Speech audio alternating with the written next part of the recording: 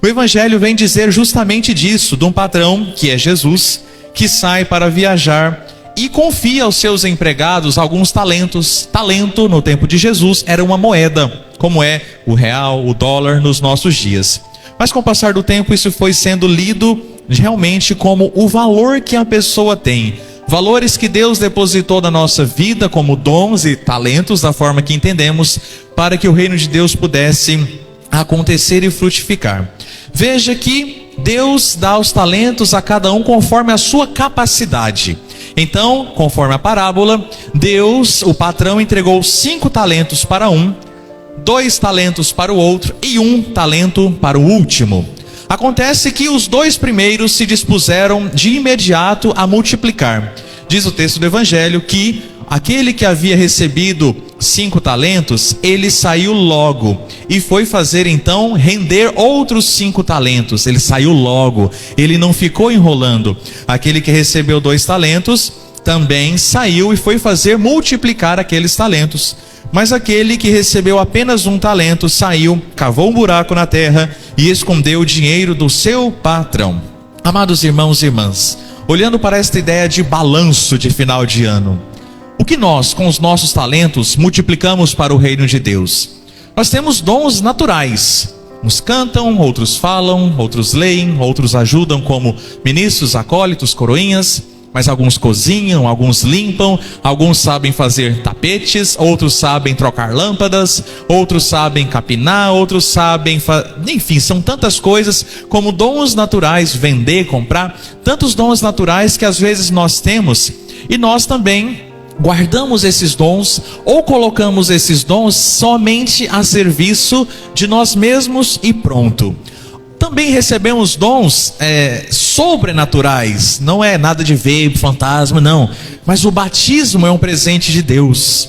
A crisma, a eucaristia, o casamento que alguns de vocês contraíram, receberam como um dom de Deus, o sacerdócio no meu caso, a crisma, a confissão, são todos dons sobrenaturais que Deus nos dá para fazermos também render mais. Deus sempre nos dá algo em vista de fazermos render mais. E o primeiro dom natural que nós recebemos foi a vida.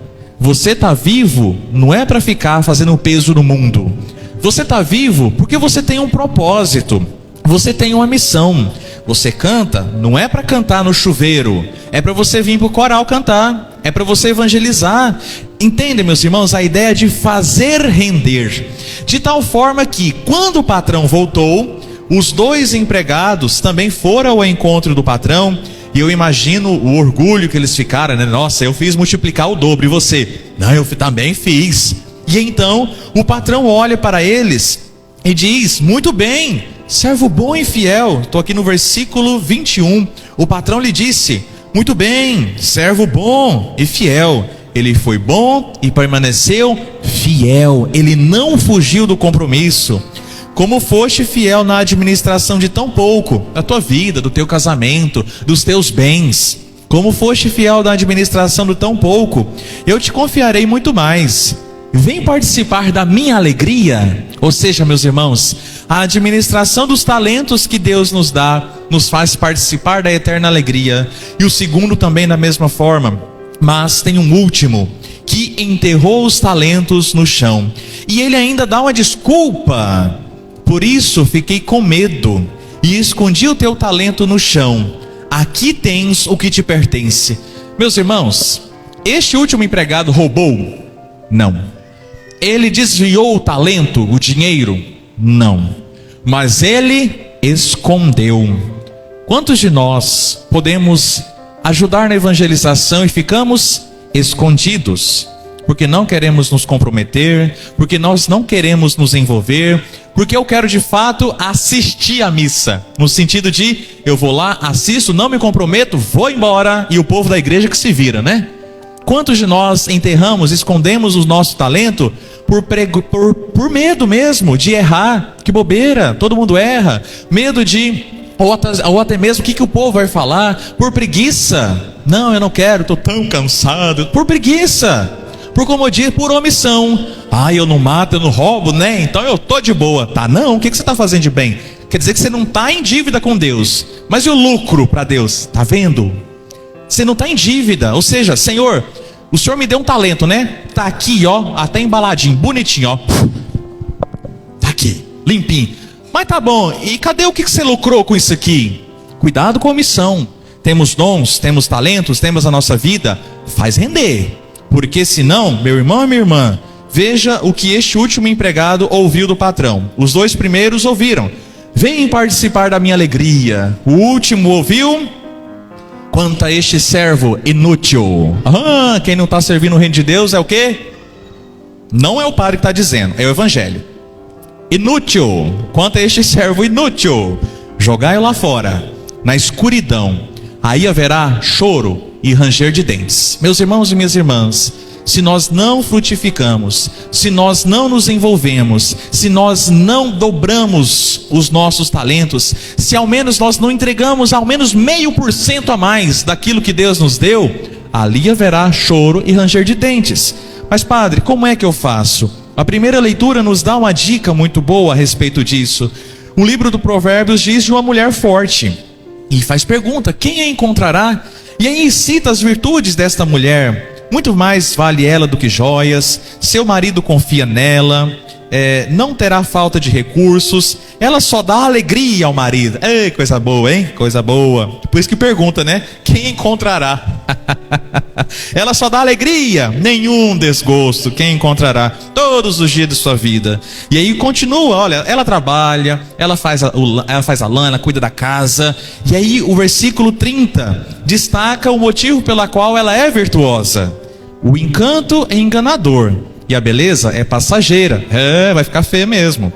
A mulher que teme ao Senhor, essa sim merece louvor. Meus irmãos, o temor do Senhor é o grande respeito, a nossa entrega ao Senhor. Então, se esta mulher é louvada porque ela administra bem a sua casa, e como nós estamos administrando? O tempo do nosso serviço, administrando os nossos dons, como estamos administrando a nossa vida de oração, o relacionamento, a educação dos filhos, o seu compromisso de pai, o seu compromisso de mãe. Como estamos administrando tudo isso para que nós possamos ouvir o convite: vem participar da minha alegria? Segunda coisa, a carta de São Paulo aos Tessalonicenses nos chama também a administrar de forma vigilante. E Paulo diz: olha, o dia do Senhor virá como ladrão, de noite, quando todo mundo dizer paz e segurança, pronto, já fiz o suficiente, nossa, trabalhei muito para Deus, né, padre? Agora estou tranquilo. Tá nada, você não fica esperto não. Então, de repente, sobreviverá a destruição, como as dores da mulher que sofre o parto. Então, ninguém poderá escapar. Mas aí Paulo supõe que a gente é convertido. Você é batizado, meu irmão? Então você conhece Jesus, né? Você lê a Bíblia, a gente acredita que sim. Paulo diz: mas vós, meus irmãos, mas vós não estáis nas trevas, de modo que este dia vos surpreenda como um ladrão. Meus irmãos, nós temos os ensinamentos do Evangelho, nós temos os ensinamentos deste Evangelho que vem por meio dos nossos pais, da catequese, da leitura todos os dias na paróquia da Palavra de Deus, da Santa Missa. Sabe o que Paulo está falando? Vamos escrever no português: vai para o inferno quem quer. Isso, vai para o inferno quem quer. Sabe por quê? Temos todos os instrumentos necessários para ir para o céu. Vós não estáis nas trevas, versículo 4 da segunda leitura.